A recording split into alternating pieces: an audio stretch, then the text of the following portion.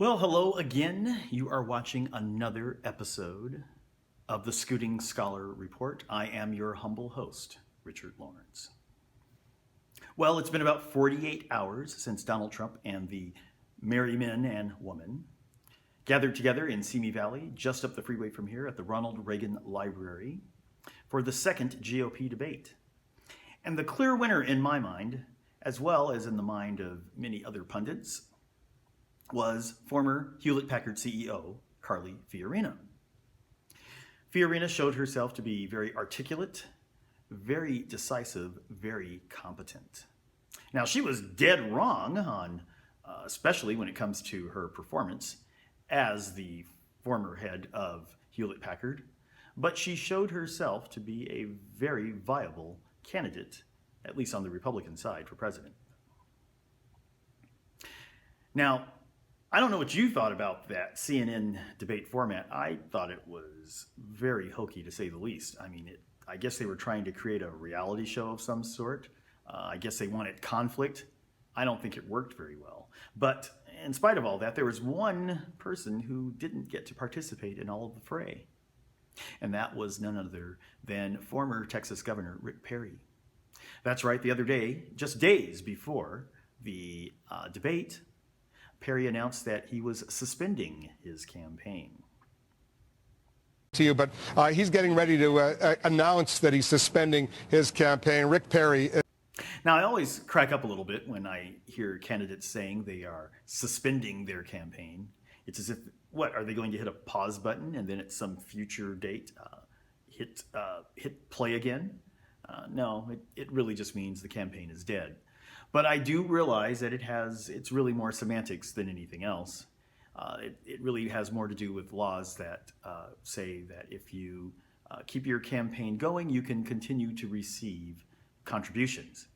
And from what I've read, Rick Perry's campaign was in quite a bit of financial trouble, and therefore they need all the help they can get.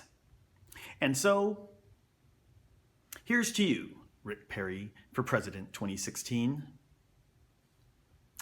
May your campaign forever rest in peace. We hardly knew you.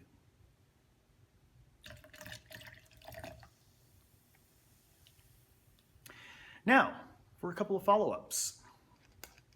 The first follow-up has to do with Kim Davis. You remember Kim Davis, the Rowan County clerk who refused to issue marriage licenses to same-sex couples and then found herself in jail because she failed to follow a judge's order. Well, Kim Davis emerged from jail and this past Monday returned to work. And guess what? Marriage licenses are still being issued by her office. I guess she doesn't want to go back to jail. Which tells me this whole mess could have been avoided in the first place. What bothers me, though, about all of this is that Kim Davis, and I think I said this last week, is that she and her supporters have used the shroud of religious liberty to hide behind. And it really is a shame. Because essentially what's going on, at least in my mind, is that there's just a general distaste for same-sex marriage. And one thing I didn't say last week is that I don't have a problem with them having this belief that same-sex marriage is wrong. She can have that belief. The only problem, to me, is that, or the only issue I have with Kim Davis, is that she continued in her job. And while she's entitled to her opinion, she does not have a right to exercise that against others as an elected official. Again, the noble thing for her would have been to resign. Which really, I think, by using this, the cover of religious liberty, all she's doing is putting in jeopardy those who may really need to exercise their religious liberty in the future. So, thanks a lot, Kim Davis. Here's to you. Now, the other story that I wanted to follow up with is the James Blake versus NYPD. You remember that one as well. James Blake, the former tennis star who was minding his own business, waiting to go to the U.S. Open when he was taken down by a New York City police officer in a violent way, I would say. Well, apparently, well, no, I shouldn't say apparently. After we had recorded last week's episode, the New York City Police Department did issue footage or released footage of the incident, and it really wasn't pretty. You can clearly see that Blake, that the officer never identified himself to Blake, and I find it absolutely crazy. I don't care how you spin it. If a cop doesn't ID first, and how would Blake have known? I mean, this could have turned out so much worse if Blake had decided to fight back. And you know what? He would have probably ended up on the wrong side of that officer's bullet. And the officer would have said he was justified because he would have said that he felt his life was in danger, or that he thought Blake might be reaching for his weapon and therefore had to use deadly force. Fortunately, none of that happened. And while I'm glad that Blake has decided not to play up the race card too much, as far as I'm concerned, I do believe race does play a part in all of this. Now, I'm not saying it's racism. I'm just saying race plays a part in all of this.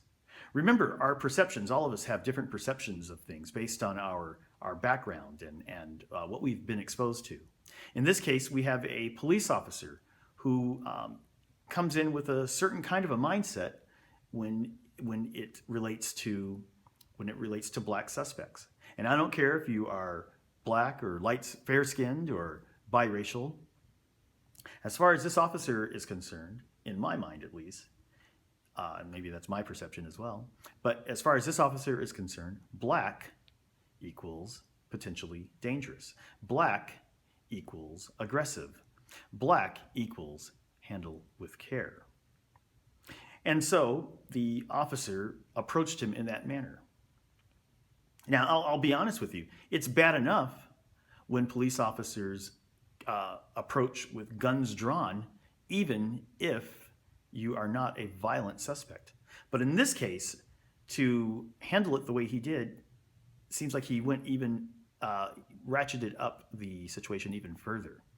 And like I said, it's a good thing that Blake didn't fight back. What I find so ironic about all of this is that Blake, it wasn't really Blake in this case, but the suspect that he was looking for was a white-collar criminal, not someone who was, say, suspected of armed robbery, for instance. But you know what is the craziest thing of all of this? It's bad enough that Blake had been taken down, but then we come to find out that the person that they were looking for, the person they said looked like James Blake, also wasn't guilty.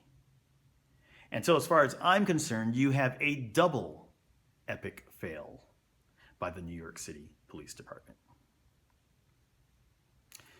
Whew, boy, after all of that, I'm all messed up, basically, right? I need a drink. No, I don't really need a drink, but I do need to scoot. And so I would love to continue this conversation. You can remember there's thescootingscholar.net. I'm also at facebook.com/thescootingscholar, and also on Twitter at rjlawrencejr. I also want to say thank you so much for all of the love and supportive messages that I've received. Let's keep this show growing. Tell your friends. Anyway, like I said, I need to scoot. And so I thank you so much for joining me. I look forward to doing this again and seeing all of you next week.